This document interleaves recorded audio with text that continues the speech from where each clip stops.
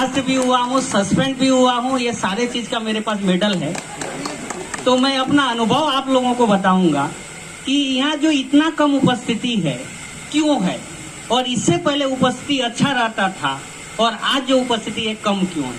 आप सब लोग अपने आप से प्रश्न कीजिए कि यहाँ जितने लोग हैं सब रणनीतिकार हैं, सबके पीछे कम से कम 10 लोग हैं, लेकिन कहीं ना कहीं हम अपने रणनीति में चूक किए हैं। चूक हमारा क्या है, आज हम बोल रहे हैं कि 90% हमारे जिले से आंदोलन में हैं, आवेदन दिए हैं और घर में बैठे हैं। तो 90% आवेदन क्यों दिए? क्या आप चुपचाप अकेले आप लोग आवेदन दे के यहाँ पंडाल में आ गए क्या? आप लोगों ने भी कम से कम 10 लोगों को बताया है और आप लोगों के बताने से 10 लोग आवेदन दिए हैं, जिसके कारण 90% हुए। लेकिन जब सुबह हुआ, आंदोलन में आते समय आप लोगों ने उनको फोन नहीं किया, उनसे संपर्क नहीं किया कि चलो आंदोलन में चलते हैं। क्योंकि आजकल इंसानों का नेचर है, हर कोई थोड़ा सा खुशामद चाहता है कि मेरे को कोई बोलता तो मैं जाता। हम बोले तो 10 लोगों ने आवेदन दे दिया, लेकिन आते समय हम उनको नहीं बोले कि चलो आंदोलन में जाना है। और इससे पहले का जितने बार का आंदोलन हुआ है, 2 दिन पहले से हम लोग बोलते थे कि आंदोलन में जाना है रायगढ़। क्या में जा रहे हो तुम, क्या में जा रहे हो? अरे एक गाड़ी में जाएंगे ना। हम अपना ग्रुप बना लेते थे, जिसके कारण क्या है यहाँ की उपस्थिति जो है पर्याप्त रहता है। और आज क्या है, वही हम लोग चूक किए, चुपचाप आ गए, किसी को एक दूसरे से संपर्क नहीं किए। नहीं तो पूरा उम्मीद है कि यहाँ का पंडाल भरा हुआ रहता। तो अगले बार हमको ये रणनीति जो है उसमें हमको चूक नहीं करना है साथी हूँ। और दूसरी चीज मैं ये कहना चाहूंगा कि मैं हमेशा सोचता हूँ कि हम सब नौकरी में आए क्यों? 500 रुपए, 1000 रुपए, 2200 रुपए, 2700 रुपए जब मिल रहा था, उस समय हम नौकरी ज्वाइनिंग के नौकरी किए क्यों? क्योंकि उस समय भी अगर हम कोई दूसरा काम करते तो उससे ज्यादा हम कमा सकते थे। लेकिन हम नौकरी क्यों चॉइस किए? हमारा नौकरी चॉइस करने का एक ही उद्देश्य था, आप सब लोग भी जानते हैं कि हमारा बुढ़ापा बढ़िया से कटे।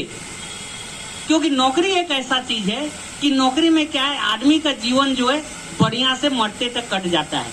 जीवन भर सर्विस करते हैं और रिटायरमेंट के बाद पेंशन मिलता है। लेकिन हमारा नौकरी हम ऐसा चॉइस कर लिए कि आज पेंशन का अता पता नहीं है कि पेंशन कैसा मिलेगा।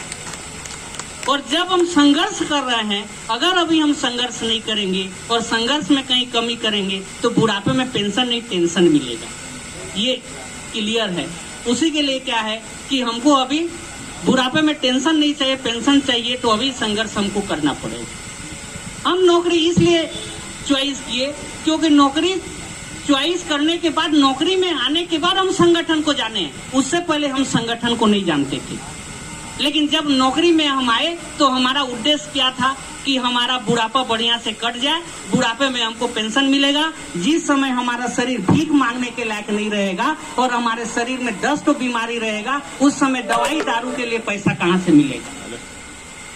हमारे बुढ़ापे में बाल बच्चे भी जो है, स्वार्थ का दुनिया है, जिसके पास नहीं रहता उसको कोई नहीं पूछता है। आज तो ये है कि जिस बच्चे के लिए हम सब कुछ कर देते हैं, वो बच्चा भी बुढ़ापे में हमको बोल देता है कि तुम हमारे लिए क्या किए थे। तो क्या हम आज की स्थिति में क्या हम कल्पना कर सकते हैं कि हमारे पास पेंशन नहीं होगा, पैसा नहीं होगा, तो क्या हमारे बच्चे हमको पूछेंगे? और रिटायरमेंट समय जो पैसा मिलेगा उसको तो क्या है कि ये हमारा बपोती है, हमको कैसे नहीं मिलेगा, उसको तो बंटवारे में ले लेंगे, लड़ के ले लेंगे। हमारे पास उसके बाद सिर्फ एक ही सहारा रहेगा, पेंशन। और दूसरा चीज, अगर हम नौकरी को चॉइस किए हैं तो मैं तो जानता था नौकरी से पहले कि मेरा एक पीढ़ी नहीं, मेरा 2 पीढ़ी को लाभ मिलेगा। क्योंकि और यहाँ बहुत सारे डबल इंजन वाले भी हैं जो 2-2 जने सर्विस कर रहे हैं, तो उनको भी मैं बता देना चाहता हूँ। आप लोगों को बताइए जाके अपने साथियों को कि हम सर्विस में हैं, दोनों सर्विस में हैं, तो 100% ये है कि दोनों जने इस दुनिया में आए हैं तो एक साथ तो नहीं जाएंगे, अकेले आए हैं तो एक ही जाएंगे।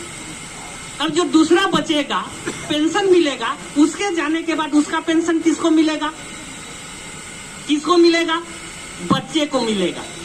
कब तक मिलेगा?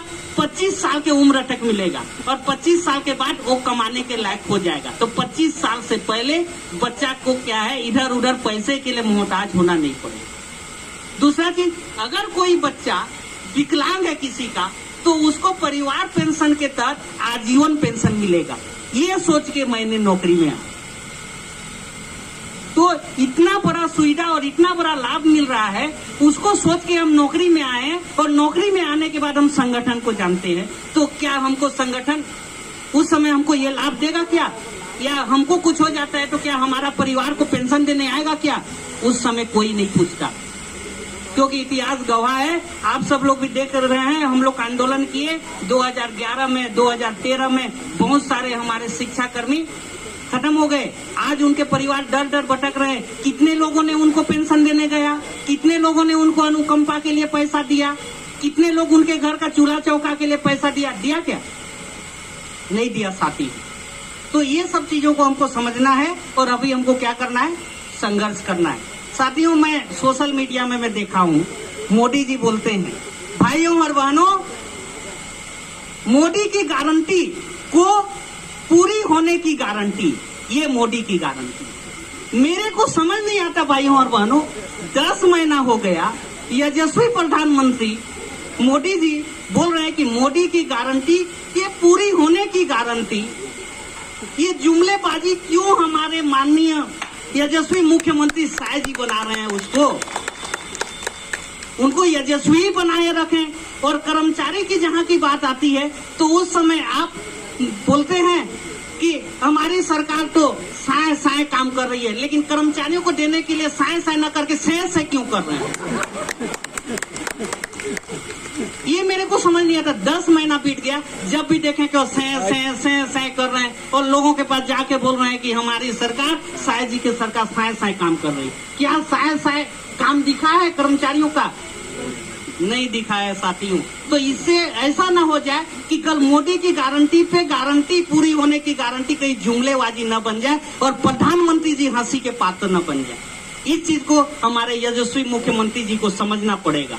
बस साथियों, समय को देखते हुए इतना ही बोलकर मैं अपना वाणी को विराम देता हूँ। जय हिंद, जय भारत।